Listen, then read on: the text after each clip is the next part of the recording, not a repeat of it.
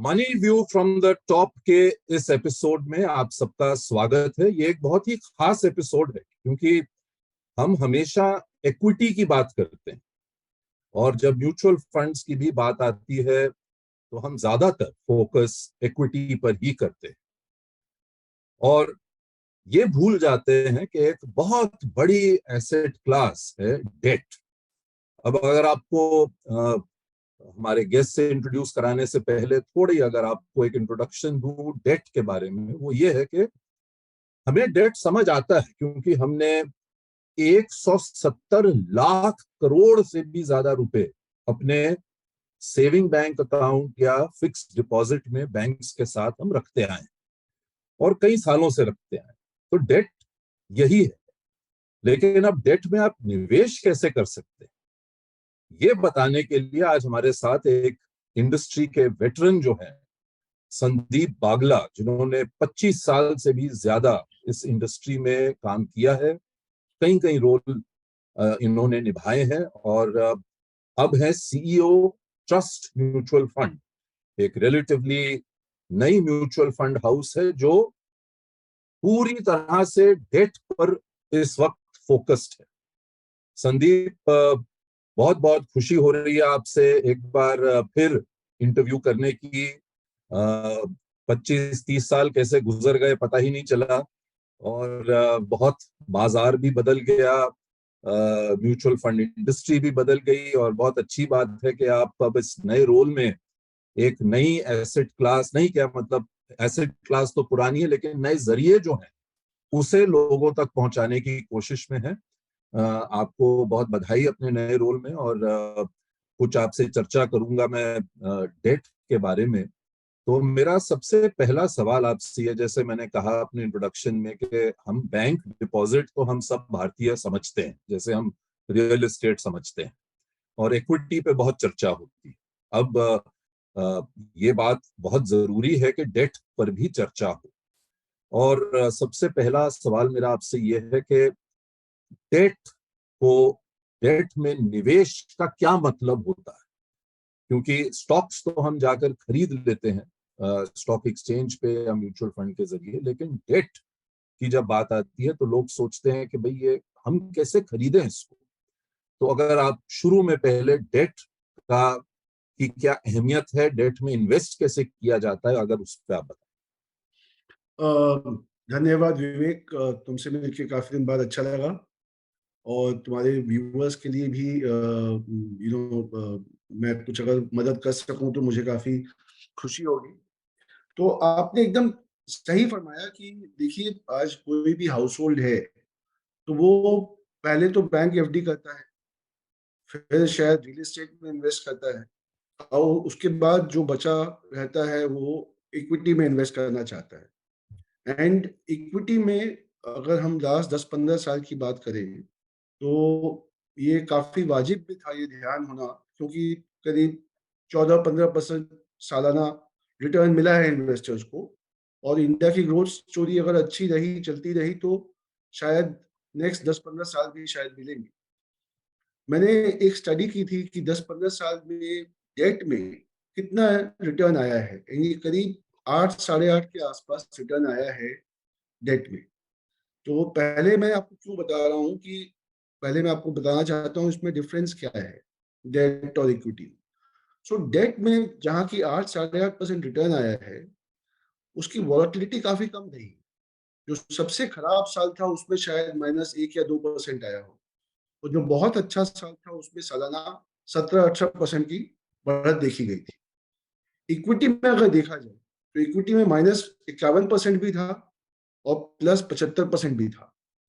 तो volatility equity में काफी ज्यादा है और डेट में काफी कम है। अच्छा, आपका जो सवाल था उस पर आते हैं कि डेट में हम कैसे इन्वेस्ट कर सकते हैं। डेट हम समझते हैं कि जैसे हम फिक्स डिपॉजिट करते हैं वैसे ही डेट है, लेकिन इसमें कैसे इन्वेस्ट करें और एक इन्वेस्टर कैसे इसमें पार्टिसिपेट करना चाहे कैसे करें। तो आजकल देखिए डेट है तो वैसे काफी आसान, जैसे कि आपकी बैंक आपको एफडी देती है और उस पे एक इंटरेस्ट मिलता है आपको, सालाना या क्वार्टरली मिलता है।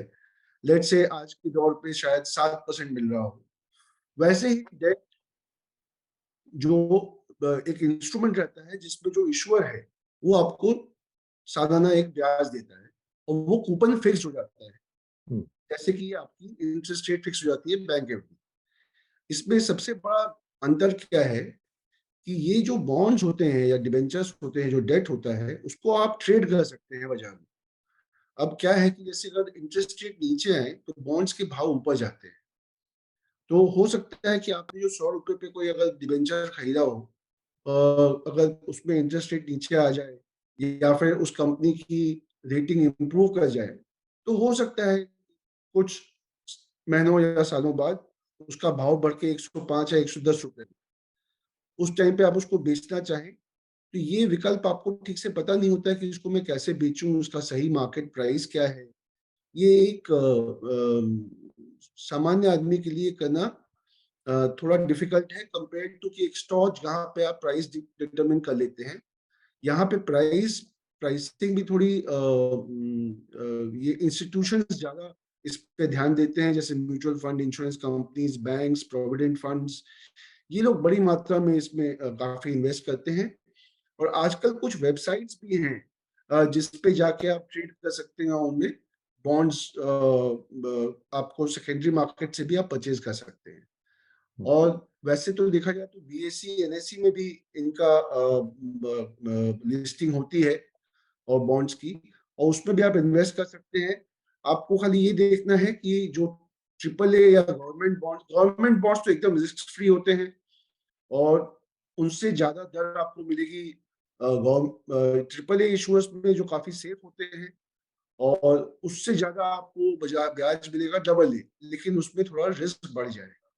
तो जैसे जैसे रेटिंग कम होगी वैसे वैसे आपका रिटर्न शायद ज्यादा हो, लेकिन उसमें वॉलेटिलिटी बढ़ जाएगी और उसमें पक्का नहीं है कि वो रिटर्न आपको मिलेगा कि नहीं। हम्म, तो ये कुछ बातें हैं रेटिंग, और कितनी मैच्योरिटी है, और कहाँ पे आप इसको बेच सकते हैं।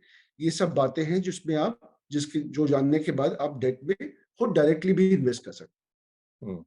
लेकिन संदीप, जैसे हम कई सालों से कहते आए हैं लोगों को कि देखिए, इन्वेस्टमेंट जो है उसके लिए बहुत समय और रिसर्च और जानकारी होनी बहुत जरूरी है। चाहे वो इक्विटी हो, आपने जैसे समझाया बहुत बढ़िया तरीके से, इतने संक्षेप में पूरी डेट एसेट क्लास को आपने समझाया। लेकिन मैं भी सुनते सुनते यही सोच रहा था कि जैसे ये रेटिंग है, लिस्टिंग इसकी कहाँ पर है, इंटरेस्ट रेट किस तरह से मूव कर सकते हैं नहीं कर सकते हैं, तो ये एक रिसर्च का सब्जेक्ट है। और जैसे हम आम निवेशक को कहते हैं कि अगर आप ये सब खुद नहीं कर सकते या अगर आपको ये जानकारी नहीं है, तो आप एक म्यूचुअल फंड रूट के जरिए जाइए, जो उसी एसेट क्लास में एक छोटी सी फी लेकर आपके लिए पूरी एक्सपर्ट टीम खड़ी कर देता है, जो आपके लिए ये डिसीशंस ले लेते हैं। तो डेट म्यूचुअल फंड्स की जब बात आती है, तो लिक्विड फंड तो कई सालों से कई म्यूचुअल फंड सारे ही लगभग ऑफर करते हैं, और कहते हैं कि ये सेविंग्स अकाउंट का जो ब्याज है उससे ये अच्छी टक्कर दे देते हैं। अब बात आती है जब एफडी की आती है बात, तो ऐसे कौन से स्कीम्स हैं, कैटेगरी स्कीम्स के नाम नहीं पूछ रहा आपसे, कैटेगरी पूछ रहा हूं, जो आपके नजर में, आपने ये आंकड़े दिए पिछले 15 साल का, और आप तो 25-30 साल से इस मार्केट को देख रहे हैं बहुत करीब से, तो क्या ये जो थोड़े मीडियम टर्म लॉन्ग टर्म ये बॉन्ड्स डिबेंचर्स जो आपने कहा, अगर इनका एक अच्छा पोर्टफोलियो बने, तो क्या ये पोस्ट टैक्स बेसिस पर एफडी को, जो बैंक में हम ज्यादातर भारतीय करते हैं, उसको उससे बेटर रिटर्न देते हैं? हैं। देखिए, पहले बैंक एफडी के बारे में बात करते हैं। तो अभी अगर आप लेट्स सी आप एक सीनियर सिटीजन हैं, तो हो सकता है कि आपको ब्याज ज्यादा मिलता है बैंक एफडी में, तो शायद आपको बैंक एफडी में निवेश करना चाहिए।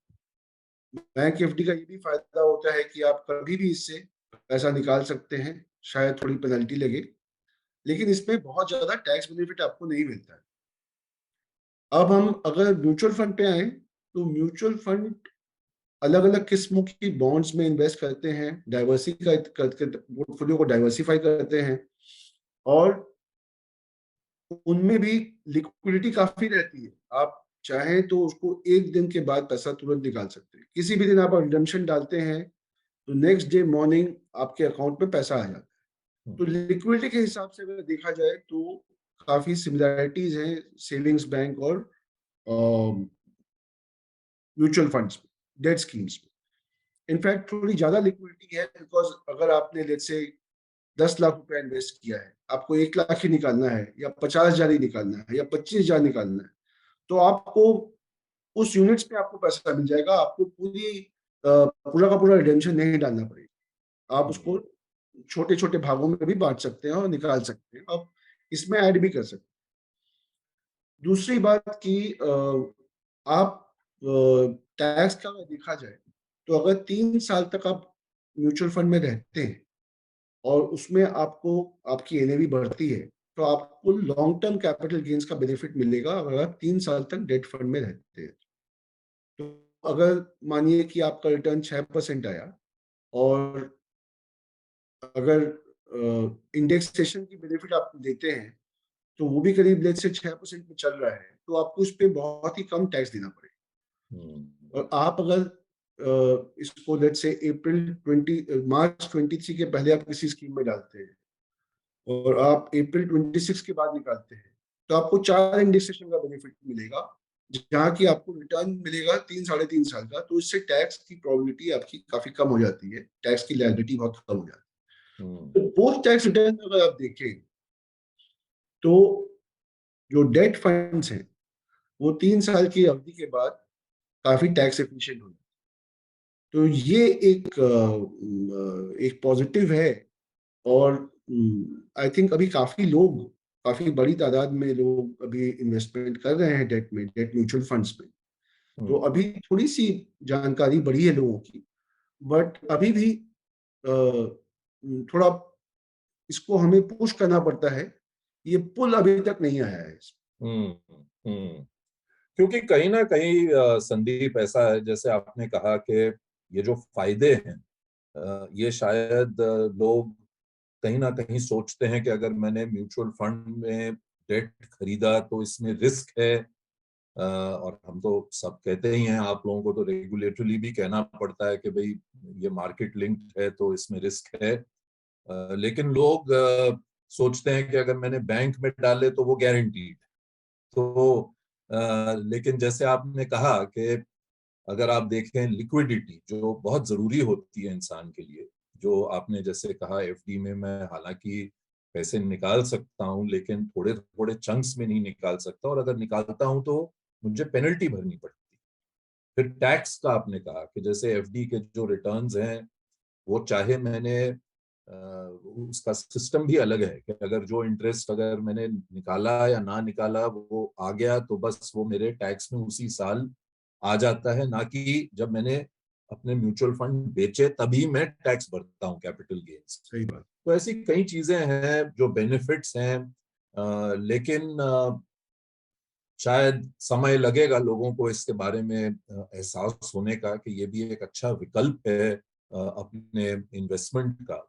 तो एक चीज और आपसे पूछना चाहूंगा कि डेट का एक पोर्टफोलियो में आजकल बहुत चर्चा है बैलेंस्ड एडवांटेज फंड की, और एक एज अ कैटेगरी बहुत बढ़ रही है वो। और उसमें बेसिकली क्या किया है कि आपने इक्विटी और डेट का मिश्रण कर दिया, और एसेट एलोकेशन जो है ये एक बहुत ही बड़ा वर्ड है जो सारे दिग्गज वर्ल्ड के और हमारे भी जो देश में अच्छे फाइनेंशियल प्लानर्स हैं सब इसकी बात करते हैं, म्यूचुअल फंड के सब लोग करते हैं।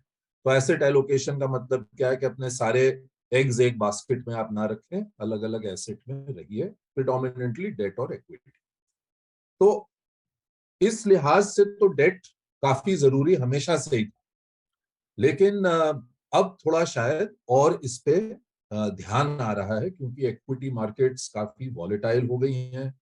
हालांकि रिटर्न्स लंबी अवधि में अभी भी उम्मीद है अच्छे ही होंगे, लेकिन अब जब आपने और मैंने अपना करियर शुरू किया था तो 100 पॉइंट में भी हम मीडिया वाले क्रैश लिख देते थे, गिर जाती थी बाजार। लेकिन आज 1000 पॉइंट भी हो जाता है, लेकिन परसेंटेज टर्म्स में उतना ही है।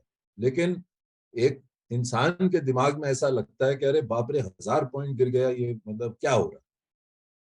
तो डेट में आपके मुताबिक कि क्या आप मानते हैं कि एक तो है कि अगर आप बिल्कुल रिस्क अवर्स हैं, आप रिस्क नहीं लेना चाहते, तो आप शायद अपना पूरा पोर्टफोलियो ही डेट में बना दें। लेकिन अगर आप थोड़ा रिस्क ले सकते हैं और इक्विटी का जो थोड़ा बम्प अप है रिटर्न का लंबी अवधि में, तो एक एसेट पोर्टफोलियो में क्या महत्व है डेट का आपके मुताबिक?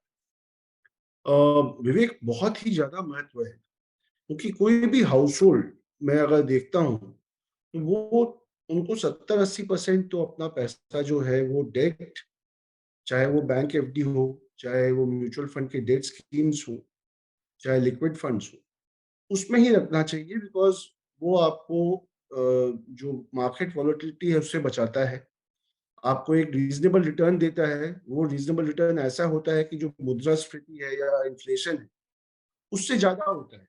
तो आपकी जो कैपिटल है वो बनी रहती है, उस पर एक अच्छा इंटरेस्ट आता है, उस पर टैक्स कम लगता है, और आपको 7-8% का रिटर्न करीब मिल सकता है, इंटरेस्ट 5-6% पे हो।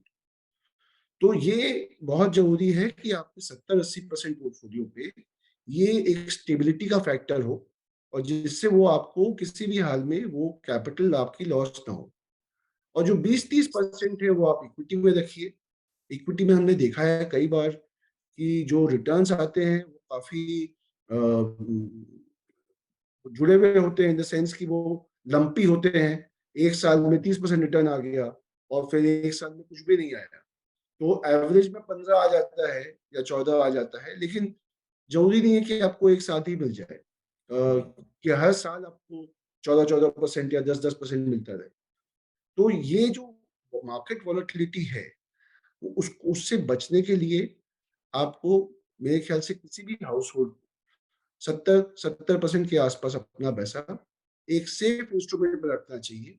यहाँ पे मैं भी कहना चाहता हूँ कि जैसे काफी सारी डेट स्कीम्स हैं, उन्होंने भी अपनी रेटिंग दे रखी है, और रेटिंग एजेंसीज वो AAA MFS या AA MFS की रेटिंग्स देती हैं। तो उससे भी आपको अंदाजा हो जाएगा कि भाई आप जो स्कीम में इन्वेस्ट कर रहे हैं उसकी क्रेडिट क्वालिटी कैसी है, उसका इंटरेस्ट रेट रिस्क कैसा है। और आप किसी भी अगर अच्छे डिस्ट्रीब्यूटर या एडवाइजर से पूछेंगे तो वो भी आपको मदद कर सकते हैं। तो मेरे ख्याल से 70-80% तो मेरे ख्याल से किसी को भी अपना पैसा डेट में ही रखना चाहिए, और 20-30% इक्विटी में रखे तो ये एक सामान्य फैमिली के लिए ये अच्छा रहेगा। और इंडिविजुअल रिस्क एपेटाइट के अनुसार आप उसमें बढ़ाव या कम कर सकते हैं, उतार चढ़ाव कर सकते हैं। तो बट मोटा मोटी आई थिंक, जैसे फॉर एग्जांपल अभी लास्ट ईयर में 5-7 साल से इंटरेस्ट रेट्स भी थोड़े मजबूत हो रहे थे, और इक्विटी भी काफी तेज अच्छा रिटर्न दे रहा था। तो लास्ट ईयर रिटर्न इक्विटी का बहुत ही मामूली सा आया है, 2-3% ही आया है, और डेट में भी अब इंटरेस्ट रेट्स बढ़ गए हैं। तो ये अच्छा समय है कि जहां से आप इक्विटी में जो आपका एलोकेशन बढ़ गया होगा बिकॉज ऑफ मार्केट अप्रिसिएशन, आप उसको थोड़ा कम करके आप डेट में डाल दें, और डेट में आपको अगर 6-7-8% मिल जाते हैं तो ये आपके लिए अच्छा रहेगा। आजकल संदीप बहुत चर्चा है टारगेट मैच्योरिटी फंड्स की। कई इंटरव्यूज पढ़ते हैं, कहीं जो आप हैं, आपके बाकी जो इंडस्ट्री के सीईओज हैं, वो काफी बातचीत कर रहे हैं टारगेट मैच्योरिटी फंड्स के बारे में। कुछ साल पहले हमने देखा एक क्रेडिट रिस्क फंड कैटेगरी आई, और उसमें एक दो एक्सीडेंट भी हो गए, मतलब जहां पे हालांकि लोगों को पैसे मिल गए वापस, लेकिन एक आध जगह कहीं ऐसा भी हुआ कि थोड़ा ज्यादा ही रिस्क में, बिना लोगों ने समझे कि भाई रिस्क, इसमें ज्यादा रिस्क, जैसे आपने शुरू में ही कहा कि डेट में भी कुछ थोड़े ज्यादा रिस्क होता है, कुछ स्कीम्स में, कुछ इंस्ट्रूमेंट्स में किसी में कम होता है। तो ये टारगेट मैच्योरिटी फंड्स क्या हैं, और जैसे आपने कहा आजकल हम एक बढ़ती इंटरेस्ट रेट रिजीम में है, तो इसका क्या लिंक है, कैसे इसका फायदा निवेशक उठा सकते हैं? तो विवेक, विद योर परमिशन, पहले तो एक बात बोलना चाहूंगा कि जैसे हम अच्छी कंपनी में इन्वेस्ट करते हैं और बड़ी कंपनी में इन्वेस्ट करते हैं इक्विटी में, और आप हो सकता है कुछ छोटी कंपनी में इन्वेस्ट करते हो, तो वैसे ही डेट में भी हम एक मजबूत कंपनी को पैसा दे सकते हैं, या हो सकता है उससे कम मजबूत कंपनी को पैसा दे। तो जो ट्रिपल ए रेटेड कंपनी है वो काफी मजबूत है, गवर्नमेंट सिक्योरिटीज, वो रिस्क फ्री है। और जो डबल ए कंपनीज है या उससे नीचे की रेटिंग्स वाली है, वो ट्रिपल ए जितनी मत देंगे। तो जो आप ऑब्वियसली अगर आपको ज्यादा इंटरेस्ट रेट चाहिए, तो आपको थोड़ी कम मजबूत कंपनियों में पैसा लगाना। इसीलिए जो क्रेडिट फंड्स थी, उन्होंने काफी रिस्क लिया था, और थोड़ी लोअर रेटिंग के पेपर्स खरीदे थे, और उसमें कुछ लॉसेस हो गए थे 2018-19 में। इसलिए वो जो कैटेगरी है क्रेडिट फंड्स, वो अब ग्रो भी नहीं कर रही है, उसमें पैसा भी नहीं आ रहा है और धीरे धीरे कम होता जा रहा है। हम्म। जो टारगेट मैच्योरिटी फंड्स है, ये तो एक तो जो रिस्क आता है डेट फंड्स में, वो आता है क्रेडिट से, कि भाई अगर क्रेडिट खराब हो गया, कंपनी पैसा नहीं दे पाई, तो आपने अगर बहुत ही लो क्रेडिट में इन्वेस्ट किया है तो आपको नुकसान भी हो सकता है। दूसरा जो दूसरी जो बड़ी रेट ऑफ चेंज जो आता है डेट फंड्स में, वो आता है इंटरेस्ट रेट रिस्क से।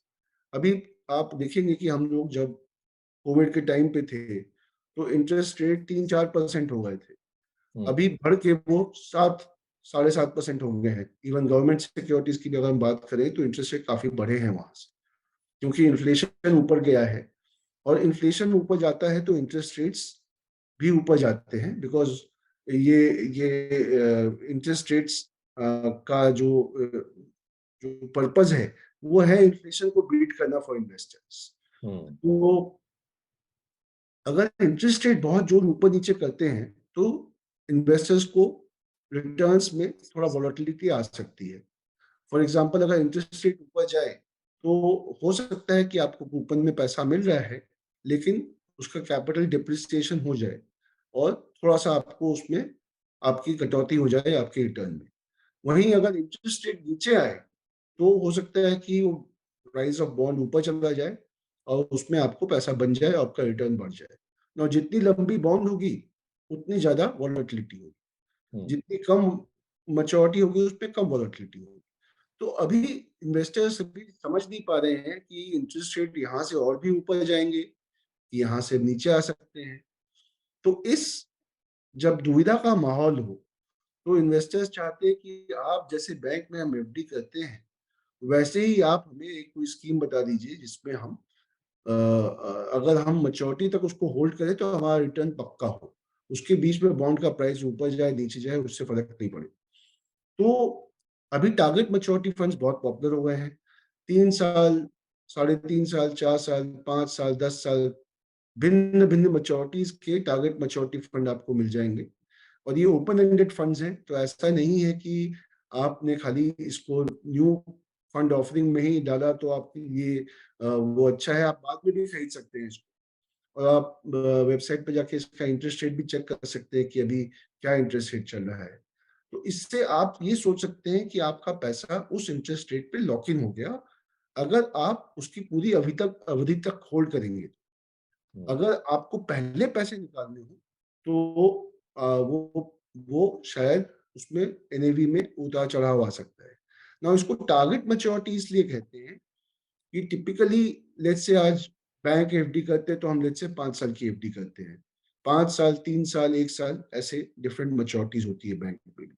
हम्म। उसी तरह अगर आपने डिसाइड किया कि भाई 5 साल बाद मुझे पैसा चाहिए, तो आपने 5 साल के लिए वो पैसा एक टारगेट मैच्योरिटी में लगा दिया, जिसकी मैच्योरिटी लेट्स से फरवरी 2028 की है।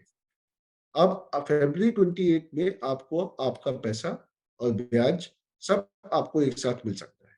आप इस पे डिविडेंड ऑप्शन में भी जा सकते हैं, लेकिन अगर आपको लॉन्ग टर्म कैपिटल गेन का बेनिफिट बनाना है, तो आप ग्रोथ में जाइए, जिससे इंटरेस्ट भी आपका री इन्वेस्ट हो जाएगा।